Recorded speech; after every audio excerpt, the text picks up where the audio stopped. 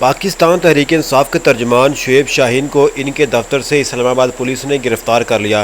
गिरफ्तारी की CCTV footage मंजरेआम पर आ चुकी हैं। आप देख सकते हैं इस्लामाबाद पुलिस उनको दफ्तर के अंदर दाखिल होकर गिरफ्तार करती है। इस्लामाबाद पुलिस ने जलसे के बाद तहरीक इंसाफ की तमाम क़यादत को गिरफ्तार करने का ऐलान कर रखा है।